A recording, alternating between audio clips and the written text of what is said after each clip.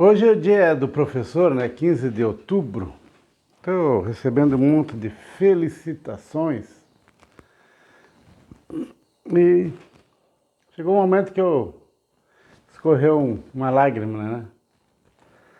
Na minha mejilla. Então, fiquei pensando, né? Em 69 fui para a escola. Né? Não tinha nem certidão de nascimento. A dona Terezinha era professora. 55 alunos. Eu sentava lá na última cadeira. Não aprendia a ler, não aprendia nada. Foi um ano difícil. Tive uma infecção forte em cima do pé. Né? Andava de sandálias havaianas que não deformam e não tem cheiro. Velho, né? Até costurado com arame que eu costurei. E uma grande infecção em cima do pé. Eu reprovei. Mas em 69 eu dizia para todo mundo que eu ia ser doutor. Todo mundo ria, eu mostrava o boletim, eu vou ser doutor. Me dava um banho na escola, queriam a minha roupa para lavar. E no ano seguinte, né, começou a acontecer tudo de novo, né? Mas foi em 1970, a diretora incomodou para que me registrasse.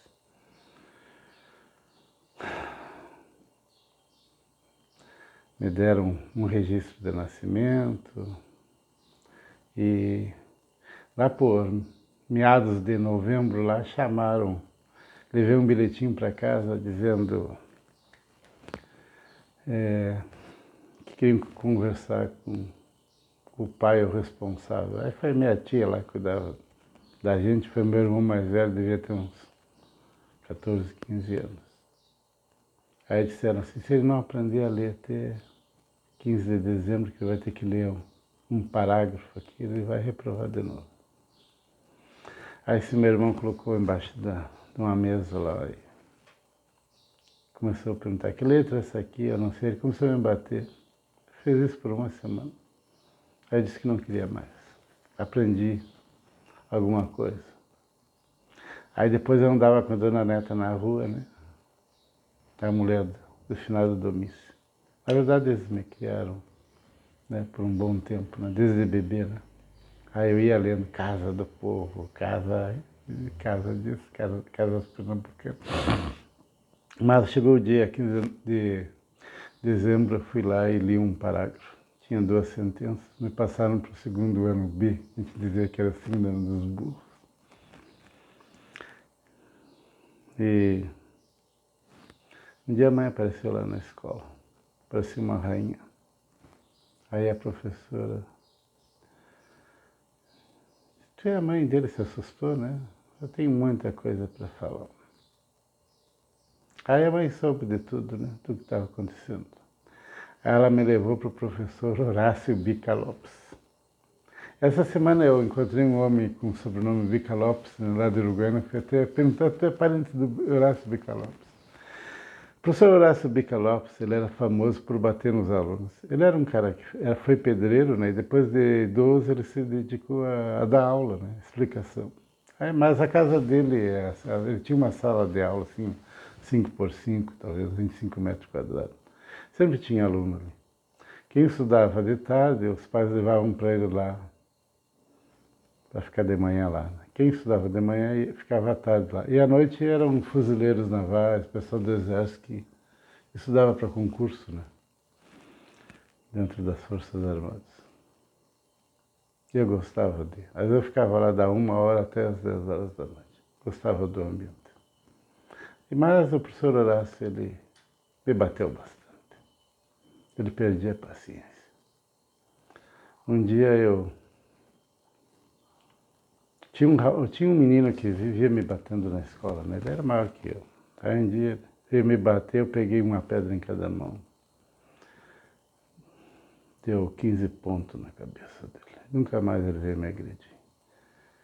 E esse aluno estava pegando reforço lá com o professor Horácio. E aí eu fui lá para minha de tarde, né, contando os passos, pô, cheguei lá, o professor Horácio me bater. Mas quando eu entrei, ele me recebeu como se fosse um grande herói. Nunca mais ele me bateu.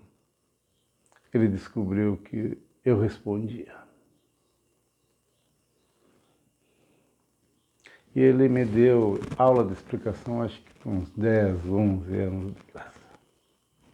E eu agradeço muito por ele. Não somente por ele, mas pela Gelsi Marim. Hoje eu posso falar, dela está com uns 80 anos ou mais, né?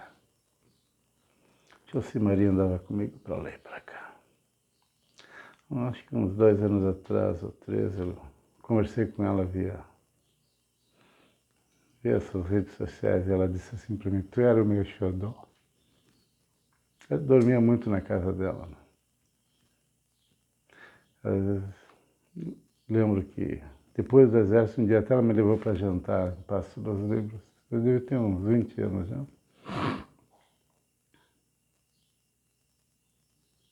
E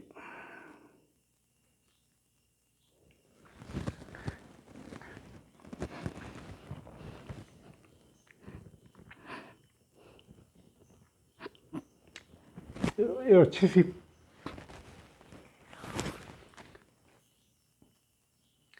tive professores fantásticos, fantásticos.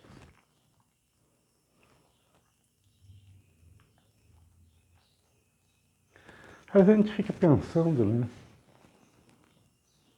Fica pensando os professores maravilhosos que eu tive no Uruguai.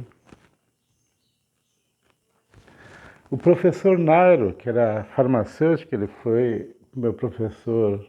Eu fiz um curso de técnico em farmácia, né, no ensino médio. Eu estava no Canadá, eu ainda ligava para ele.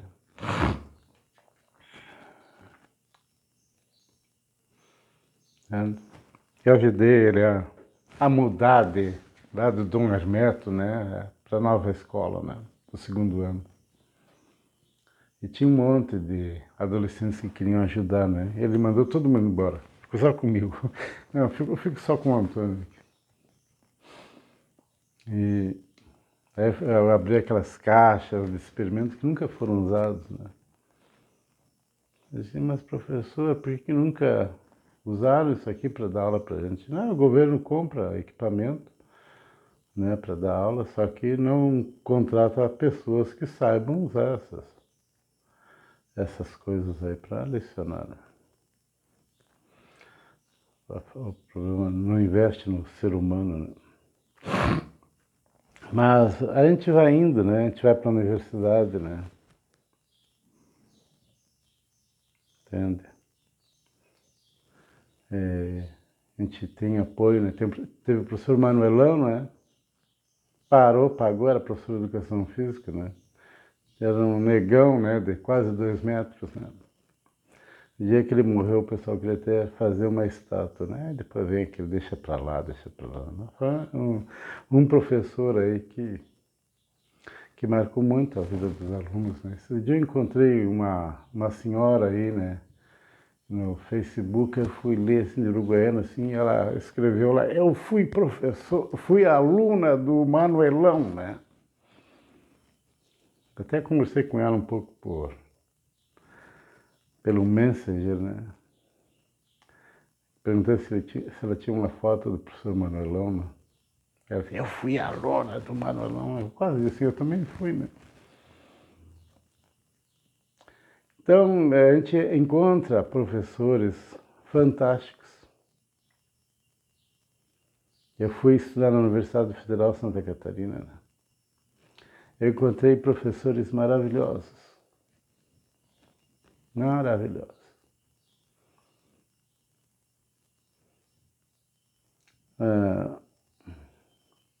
A Julieta Kiyoko Sugai, né? Foi uma professora de bioquímica. Ela me reprovou 4 vezes. Me passou com D, né? foi ela que disse assim, tu vai fazer doutorado direto em bioquímica. Eu disse, mas professor, a senhora está louca, né? Minhas notas são baixas. Não, tu está muito bem preparado. Eu fiz tudo o que ela mandou. Aí cheguei para ela assim, professor, eu fiz tudo que a senhora mandou. E agora? Assim, então, nós estávamos em Florianópolis, assim, segunda-feira tu vai se encontrar comigo às 9 horas da manhã, lá na Praça Osório, na esquina tal. 9 horas em ponto eu vou passar lá. Eu vou arrumar um lugar para te ficar. 9 horas em ponto ela passou, me botou no carro, ela rodou o dia inteiro naquela Curitiba lá, para arrumar um lugar para me ficar. Ela me largou, foi de noite no mesmo lugar. Quem é a professora que faz isso hoje? Eu ainda tenho professores da Universidade Federal de Santa Catarina. Lenilza, obrigado pela atenção. A Lenilza era a professora que eu achava a professora mais bonita da Universidade Federal de Santa Catarina. Agora eu posso falar, né? Estamos todos de cabelo branco. Eu disparava dela. Eu disparava dela. E é complicado, né?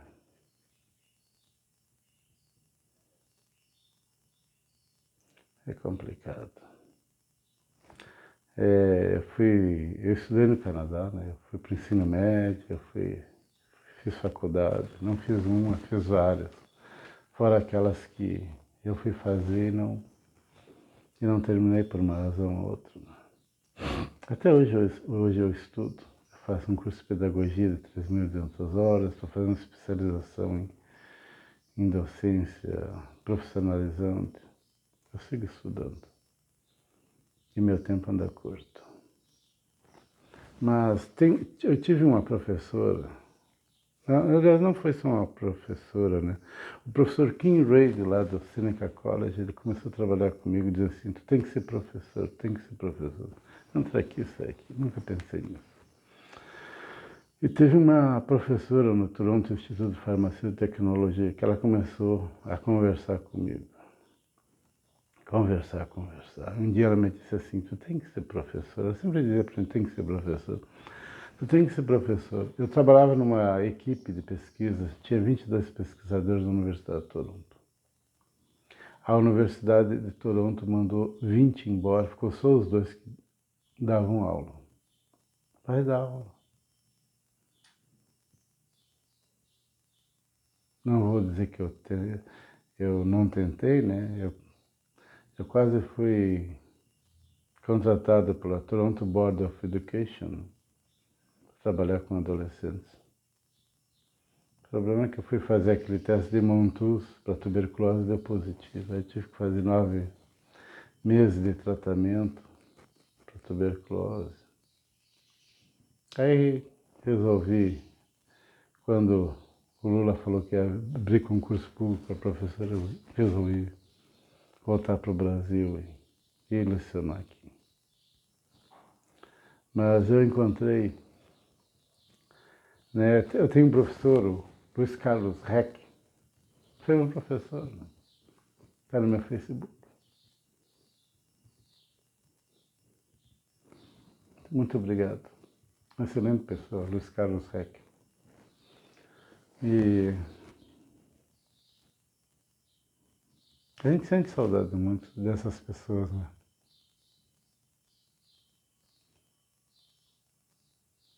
Sente saudade. Tem muita gente boa lecionando, né? Na Universidade Federal do Paraná também encontrei professores, eu fiz pós-graduação lá.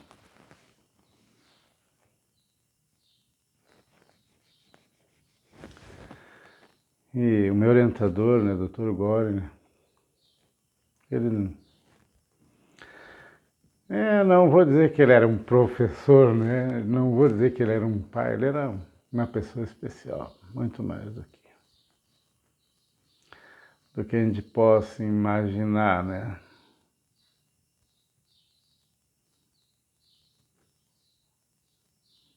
E eu sempre dei muito trabalho para ele, né? Dei muito trabalho para ele.